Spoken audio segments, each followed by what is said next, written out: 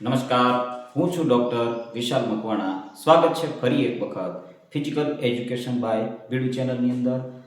આજે આપણે થોડા ઝડપી ચાલીશું, કારણ કે આપણે છે હવે દરેક પ્રકરણ છે એને આપણે ઝડપી પૂરા કરવા પડશે.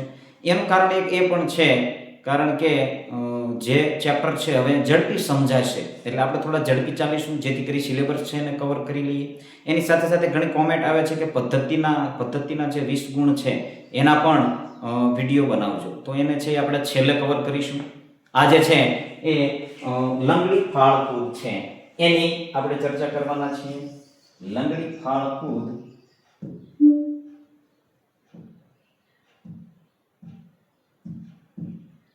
છે એને આપણે ચર્ચા કરવાના છીએ, જેને હોપ સ્ટેપ જમ્પ પણ કહેવાય છે. શું કહેવાય છે? હોપ સ્ટેપ જમ્પ પણ કહેવાય છે. તો આ એની સાથે જોડાયેલું નામ છે એટલે એને યાદ રાખી લેજો. તેની સાથે સાથે પ્રાચીન ગ્રીસથી આધુનિક મેદાન સુધી આ રમત છે એ ખૂબ જ પ્રચલિત હતી. પ્રાચીન સમયથી આ રમત છે એ શરૂ થયેલી છે. તો એનો વિકાસ છે શરૂઆતમાં લંગડી કૂદ તરીકે ઓળખાતી. જો સાંભળી લેજો, યાદ રાખી લેજો, લંગડી કૂદ તરીકે શરૂઆતમાં આ રમતનું નામ હતું. જો આની અંદર પ્રાચીન ગ્રીસની અંદર મૂળભૂત છે એ 3 કૂદકાની રમત હતી. કેટલા કૂદકાની રમત હતી? 3 કૂદકાની રમત છે એ આ હતી. 19મી સદીની અંદર અનેક વિચિત્ર પદ્ધતિઓ અને શૈલીઓનો પ્રયોગ થયો. ક્યારે? 19મી સદીની અંદર ઘણી બધી શૈલીઓનો છે આની અંદર ઉપયોગ થવા લાગ્યો. આધુનિક સ્વરૂપ છે એ આયરિશ ખેલાડી. કોણ છે? આયરિશ ખેલાડી, જેને FAM વેબર દ્વારા સૌપ્રથમ હોપ સ્ટેપ એન્ડ જમ્પ લંગડી ફાળકૂદ પદ્ધતિનો પ્રયોગ કરેલો છે, શરૂઆત કરેલી છે. નામ યાદ રાખવાનું છે, વેબર છે.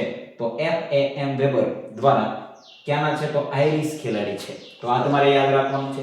સાથે સાથે ઘણા મિત્રો છે એ નોટ પણ કરતા જતા હોય છે. તમે પણ નોટ કરી અને યાદ રાખી શકો છો. ચાલો, તો એની અંદર મેદાનનું માપ છે અને કૂદની ગોઠવણી કઈ રીતે કરવામાં આવે છે. તો આ તમે જુઓ છો કે લાંબી કૂદની જેવું જ મેદાન લંગડી ફાળકૂદનું હોય છે, હોપ સ્ટેપ જમ્પનું હોય છે. તો દોડ માર્ગ છે 40 મીટર જેટલો હોય છે. કેટલો હોય છે?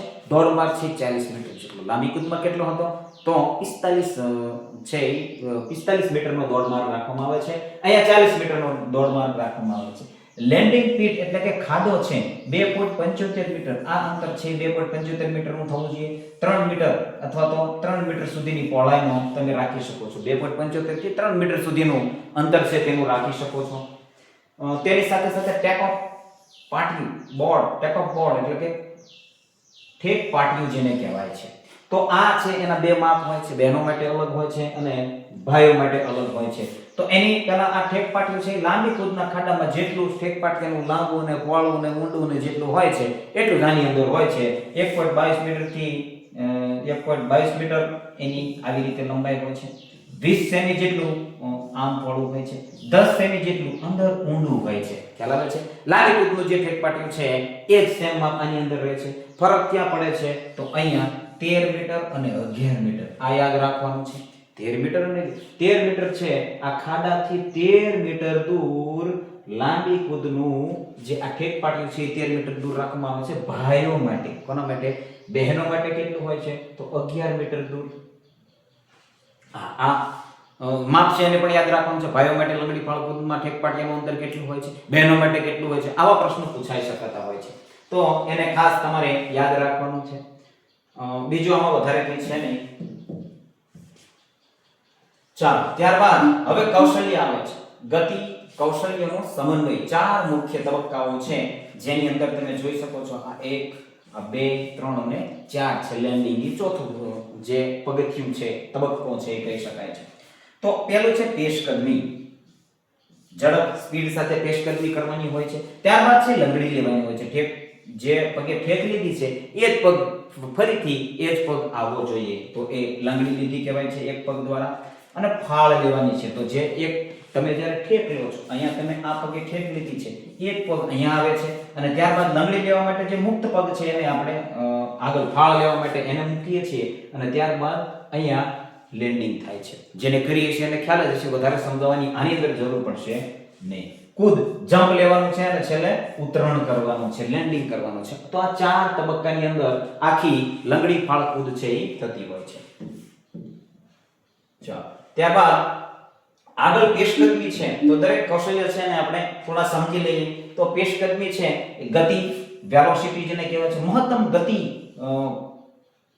ગતિ પ્રાપ્ત કરવી અનિવાર્ય છે. ચોકસાઈ શું રાખવાની છે? તો કે ટેક ઓફ, પાટિયા પર સચોટ પગ મૂકવાનો છે. જો ગતિ તમે જેટલી લ્યો છો, નો ડાઉટ ગતિ તમારે સ્પીડ છે ફૂલ તમારી જેટલી સ્પીડ છે એ સ્પીડ તમે કરી શકો છો. એની સાથે સાથે ખાસ કાળજી એ લેવાની છે કે ઠેક પાટિયું જે છે એ ઠેક પાટિયા ઉપર આપણો પગ યોગ્ય રીતે સચોટ આવવો જોઈએ. આ ખાસ એની અંદર ધ્યાન રાખવાનું છે. ઠેક પાટિયાથી આગળ જાઓ તો ફાઉલ છે, પાછળ ઠેક પાટિયાથી પાછળ રહો તો ફાઉલ છે નહીં, પરંતુ તમારું અંતર છે એ એટલું ઓછું થતું હોય છે. એ જ રીતે બીજો તબક્કો છે લંગડી. તો પગ ઠેક છે 45 ના ખૂણે ઉછાળો લેવો પગ ઠેક કરવા માટે.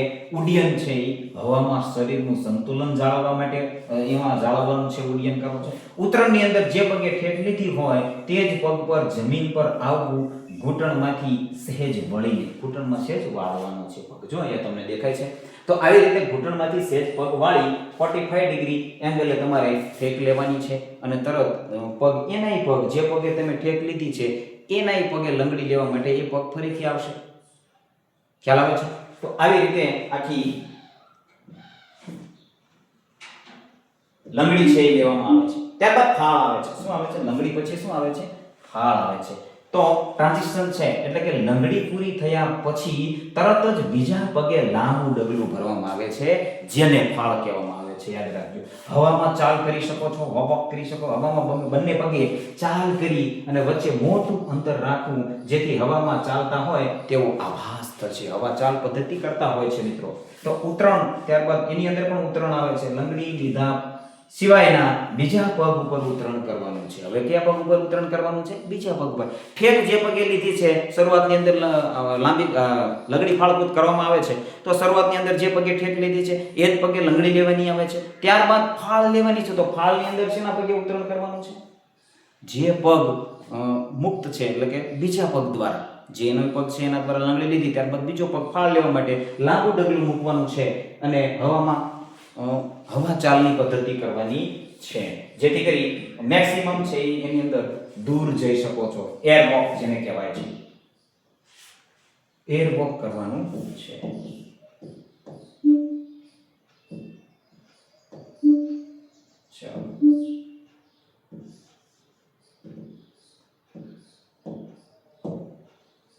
ચાલો ત્યારબાદ કૂદ અને ઉતરણ કઈ રીતે કરવાની છે? કૂદ અને ઉતરણ કઈ રીતે કરવાની છે? કૂદ અને ઉતરણ. તો સામ્યતા આ પ્રક્રિયા છે લાંબી કૂદ, લોંગ જમ્પ જેવી જ છે. શું છે? હવેની જે પ્રક્રિયા છે લોંગ જમ્પ જેવી જ છે. એક્સટેન્શન શું છે એની અંદર? તો મહત્તમ અંતર માટે શરીરને હવામાં ખેંચવાનું છે. હવામાં જેટલું શરીર ખેંચી રાખશો એટલું તમારું અંતર છે એ દૂર જતું રહેશે. સેફટી શું રાખવાની છે? ખાડામાં બંને પગ સાથે ઉતરણ કરવાનું છે. જો અહીંયા તમે જોઈ શકો છો, બંને પગ સાથે તમારે ઉતરણ કરવાનું છે, જેથી બેલેન્સ ના બગડે, ઈજા ન થાય. ટેકનિક તો કે શરીર પાછળ ન પડે તે માટે શરીરને આગળ ઝુકાવવાનું છે. જો અહીંયા તમે જુઓ છો, શરીર આગળ ઝુકાવવાથી શરીર છે આગળ જશે. પાછળ પડશે તો નિયમ સૌને ખ્યાલ જ છે કે પાછળ ખાડાનું જે ઠેક પાટિયું છે ત્યાંથી ખાડાની અંદર જે આપણે કૂદકો માર્યો છે, ઠેક લગાવી છે, તો એ જે નજીકનું અંતર છે ત્યાંથી માપવામાં આવે છે. તો એ ટેકનિક છે ને એના માટે શરીર છે એ આપણે આગળની તરફ નમાવેલું રાખવાનું છે. ચલો ત્યારબાદ મહત્તમ અંતરનું વિજ્ઞાન શું કહેવા માંગે છે? ચલો વિજ્ઞાન શું કહેવા માંગે છે? તો મહત્તમ અંતર મેળવવા માટે આદર્શ ખૂણાઓ છે. આ ખૂણાઓ છે એ તમારે યાદ રાખવાના છે. કયા ખૂણાઓ છે? તો અહીંયા જે ઠેક લેવામાં આવે છે એ 25 એટલે કે 25 અંશનો ખૂણો છે. ત્યારબાદની જે લંગડી લેવામાં આવે છે 35 અંશના ખૂણે, અને છેલ્લી જે ફાળ લઈ અને ઠેક લેવામાં આવે છે એ 45 ડિગ્રી એંગલ. આ આદર્શ માપ છે. આ પ્રમાણે તમે કૂદ કરો તો તમારું જે તમારી કેપેસિટી છે એમની અંદર મેક્સિમમ છે એ તમે જઈ શકો છો. તો લંગડી વોક એટલે એની અંદર 25, ફાળની અંદર 35 એટલે કે 35 ડિગ્રી અને 45 અંશનો ખૂણો છે એ કૂદની અંદર છેલ્લે લાસ્ટમાં કરવાનો છે. એવી રીતે લાંબી કૂદમાં 45 અંશના ખૂણે જ ઠેક લગાવવાની છે, કારણ કે એમાં ડાયરેક્ટ કૂદ આવે છે એટલા માટે. તો અહીંયા શું છે, તો અહીંયા 25 ડિગ્રી અંશના ખૂણે હજી તમારે સ્પીડમાં જવાનું છે, કારણ કે સ્પીડ જેટલી હશે એટલું અહીંયા ફાળ પણ મળશે. તો ફાળ છે 35 ડિગ્રી એંગલે તમારે લેવાની છે, એટલે થોડી સ્પીડ હજી રહે બાકી રહે. તો ત્યારબાદની છે એ 45 ડિગ્રી એંગલ કૂદ લેવાની છે. તો આ આખી પદ્ધતિ છે 25, 35 અને 45. આવી રીતે પણ તમે યાદ રાખી શકો છો. ચલો હવે સ્પર્ધાના નિયમો છે. તો સ્પર્ધાના નિયમો અને ફાઉલ શું છે, તો ફાઉલ પણ છે. જો કે મોટા ભાગના નિયમો છે એ લાંબી કૂદના નિયમો આની અંદર હશે. તો ક્રમ શું છે, તો ખેલાડીએ ફરજિયાત લંગડી, ફાળ અને કૂદનો ક્રમ જ કૂદવાનો છે.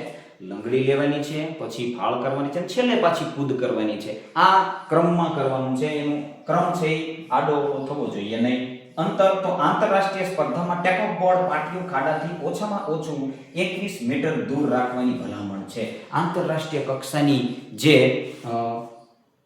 સ્પર્ધાઓ છે એની અંદર 21 મીટર દૂર છે એ રાખવાની ભલામણ છે.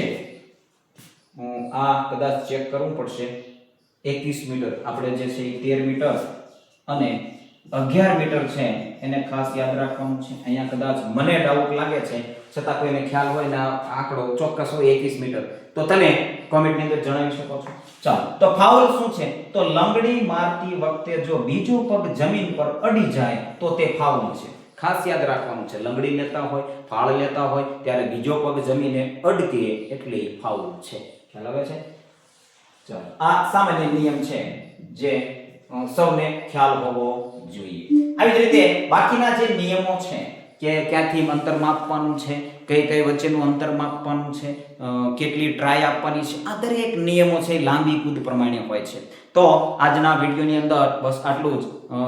ચેનલની સાથે નવા હોય જોડાયેલા તો તમે ચેનલને સબસ્ક્રાઇબ કરી દેજો. એની સાથે સાથે અગાઉના વિડીયો ના જોયા હોય તો પ્લેલિસ્ટની અંદર હશે, તો એ તમે વિડીયો છે, આખી વિડીયો સિરીઝ બનાવેલી છે, એની અંદર જઈને તમે વિડીયો, દરેક વિડીયો છે એને જોઈ શકો છો. ટાટ સેકન્ડરી માટેના વિડીયો છે 29 જેટલા, એ પણ તમે જોઈ શકો છો. ટાટ હાયર સેકન્ડરીના વિડીયો ત્યાંથી એના પછી 29 પછીના જે ક્રમ આપેલા છે તો એ ટાટ હાયર સેકન્ડરી માટેના છે. આજના વિડીયોની અંદર બસ આટલું જ. બન્યા રહેજો આ ચેનલની અંદર. વિડીયો ગમે લાઈક જરૂર કરી દેજો. ધન્યવાદ. જય હિન્દ, જય ભારત.